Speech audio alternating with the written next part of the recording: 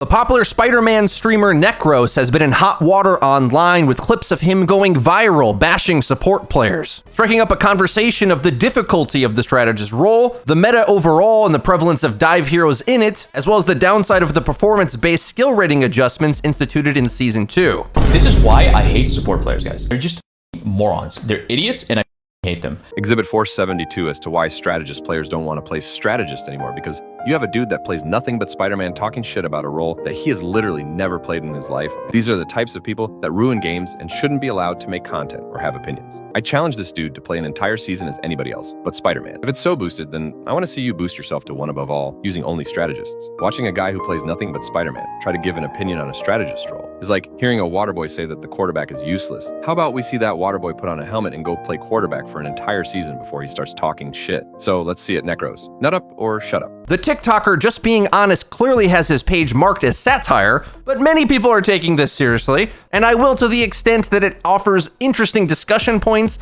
on the relevant issues of the game. Discussion of this has been popping off on X and Reddit, with some support players wanting to abandon the role due to the toxicity against them. Support players clapped back against Necros, talking some mad smack on X. 404 Joy says, sorry, but I'm not taking anything Necros says seriously when he's got a single bed with Spider-Man sheets behind him. Kevin says, I'm not a support main, but to be honest, Necro deserves all the hate he gets. Playing brain-dead flankers and thinking his opinion matters, Spidey players legit have no brain, four-eyed, no-job-having ass bum. There's an X account called the Anti-Necros Defense League, celebrating that Necros needs to get his ego checked. SK joins in the fun to troll a bit, saying, just another case of Necros having a huge inflated ego because he plays high-skill characters like Spider-Man and Genji. You're done, buddy.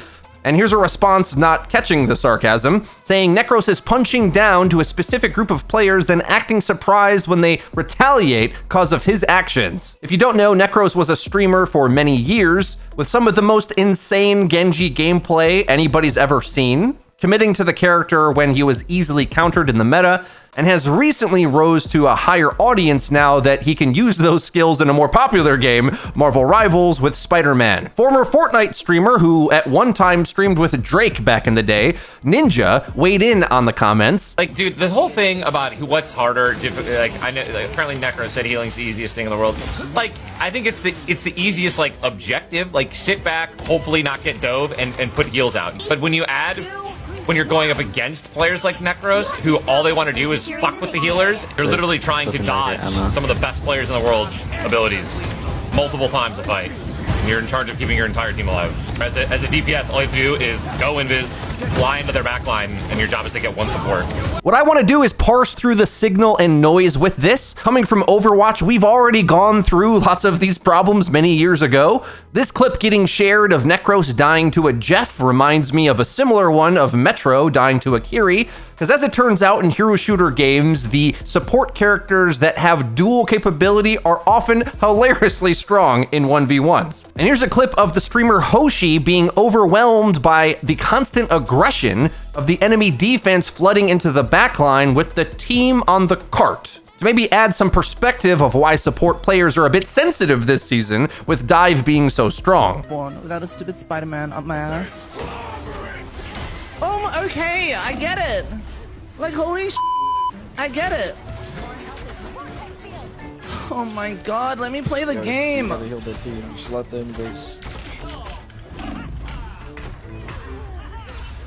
I'm about to crash out. I'm trying to heal you guys. There's a Spider-Man on me. Please!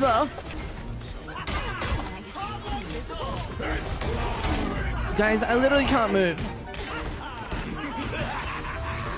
Now, when I look at this clip, the thing that I notice is no peel from the team whatsoever. I'm excited to make a anti-dive guide coming soon, because a simple principle of hero shooters is if there is 1 to 2 enemies in your backline, regardless of where your character is supposed to be fighting, man advantage wins fights always. And especially because we're on a streets objective with the enemy having a respawn advantage, we have to secure our lives first, rather than attempt to just push the cart in when it's being contested anyway. The enemy is actually feeding here, and any amount of peel would save our support, get an elimination, win the team fight and the objective. But so many Marvel Rivals players are new to hero shooters, it seems, and frankly, even Overwatch players took a long time to learn this principle, but there's no point to press forward on the main line because you should consider any enemy flanking or diving your backline to be the new front line. Reestablish there, secure your backline, and we can kind of solve all of this drama. Overwatch players have played these games before, dealing with contentious issues of teammates not really respecting each other in the game, or the downsides of performance-based skill rating adjustment. Flats gives a good example of why it's a bad idea here. People hate this season. The number one thing is they hate the lack of strategists. I saw some people blaming Necros, saying that support takes no skill is what killed it. Stop. That wouldn't actually affect anything. What it actually is, one, support, low key, sort of boring. It feels like you have less impact in a lot of ways, unless you're really fucking good with your ult. If you're really good with your ult, you can be the best player in the lobby. But the real thing, number two, is the new rank system. So if you're not aware, the rank system was changed to reflect individual performance. If you play something like Rocket Raccoon and you just do a bunch of healing, but you don't do any damage, you lose like 25 or 28 points. If you win like 13. Me and Boger played a game. We had like some clip farmer on the other team and they were just hardcore chasing me. So me, not being an idiot, realizes,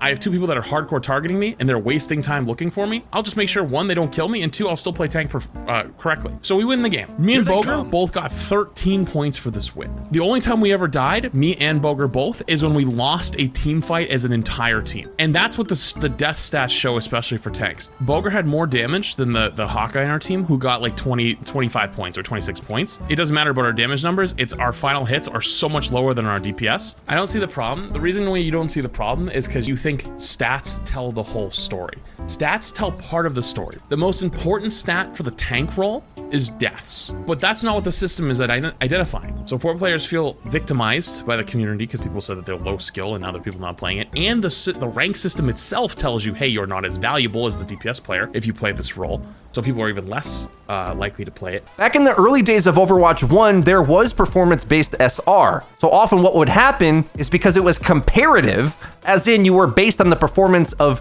the same hero. If a hero was bad, you could easily get boosted by being average and farming stats on a bad hero, but losing most of the time, which is kind of crazy to think. It stopped making the game about winning. In a similar way, the context of which kills you get when and the space you hold on the map is impossible to quantify on the stat board. The way the Marvel Rivals stats work right now, and even the MVP system, is very low IQ, because often the players that feed the hardest, demand the most help from the team, are getting MVP because they get to be in front fighting constantly. Whereas teammates that are starved for resources and maybe should be the ones getting it based on the matchup you're in will have less stats on the scoreboard, but that doesn't necessarily mean one was playing right or wrong. That's just not how hero shooters works. And because Marvel Rivals is so team reliant, the macro of the game matters way more than your individual stats anyway. Because it doesn't matter you farming up damage or even final hits, frankly. It just matters, does your team win the team fight so that you can get the objective? Not to mention there's strategies of just stalling the objective cart timer, and maybe you're not even good at eliminating the enemy at all. Brawling on cart on the defense drains the clock. Maybe that's just what your hero can do in the given matchup. Or on the other end, a lot of times, a lot of dive heroes can avoid fighting a lot, protect their KD, but be baiting the team as they get run over trying to defend the cart. So there's a lot of ways the stats are very misleading. As Flat says, it tells part of the story, but not the whole story. Characters with easy to land damage are going to have inflated eliminations because they're shared amongst the team. Players that are supposed to be focusing the front line might have lower eliminations, but higher damage. The tank that gets healed less might farm less stats themselves, but really the most important thing might be for them to lower their death count so that they can keep their cooldowns active in the fight to protect their team.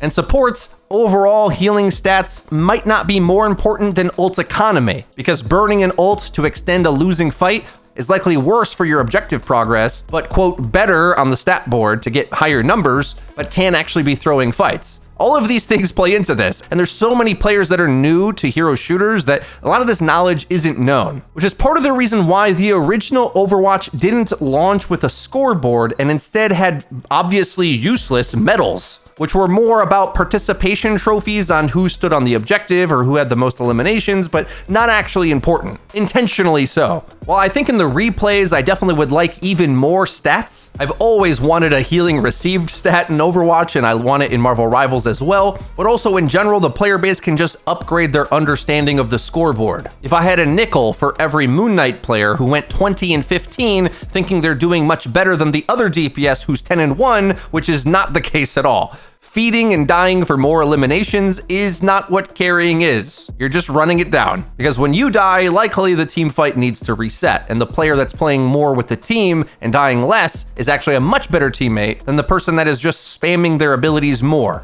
which in some matchups is fine, but in a lot of times is going to be a hard throw. Ultimately, I do think support is the easiest role to play, but also my least favorite, because I'd much rather be on tank and decide if I'm going to peel or not, rather than be support and know that the answer will always be nobody peels ever. Forget that. I don't know if we necessarily want to demand Marvel Rivals makes characters like Overwatch has, Kiri, who can just straight up duel anything, or Brig, who can very easily fortify the backline against divers. Likely, these types of heroes will come out over time. We already do have an Adam Warlock, who effectively is just a ranged DPS anyway. I think rather than just complain about the design of the game, we as a community can peel for our supports a little more, because it doesn't even seem to be a concept anybody cares about. A little bit of Overwatch news here at the end of the video. Moneyfolder posts an image of Serenity to express how it feels to play honest Overwatch heroes and witness the agents of Lucifer get banned almost every ranked game. Now that finally in Season 16 they added hero bans to the game, and I've only been playing Stadium. What do you guys think about Stadium? I want to make more content about it as well, but I'm going to be bouncing between both games. Blizzard did release a series of infographics discussing some of Stadium's biggest issues and how they're going to address them. There will hopefully be an update mid-Season 16 to enable crossplay in Stadium. There's been a lot of complaints about levers in the mode, and the devs say that it isn't any more than ranked, which I'm not sure is a benefit, but I also think because it's an entirely separate mode, a lot of players are going to be testing it for the first time, realizing they never want to play it again, and rage quit out. Some players love it for the expressiveness and the depth, and other players are having the knowledge curve smack them in the face, and then wanting to leave that game. There's reports of Stadium functioning poorly on older hardware. Let's just be honest, we're talking about the Switch, right? That Switch 2 can't come fast enough, huh? And also they're talking about oppressive heroes that feel bad and unfun to play against in Stadium. I don't know, that's like half the entire point of the mode. They said they're going to get more data on this before they commit to anything publicly. There's a bug where Battle Pass XP is not being shown correctly, and they will fix that. Okay, that's everything for the video. Marvel Rivals and Overwatch news in one happy location. Can you believe it? We're in a hero shooter renaissance in 2025. If you enjoyed the video, please be sure to leave it a like, and don't forget to click subscribe and the bell icon to get notified when my new videos come out. I've been Frito. I'll see you guys next time.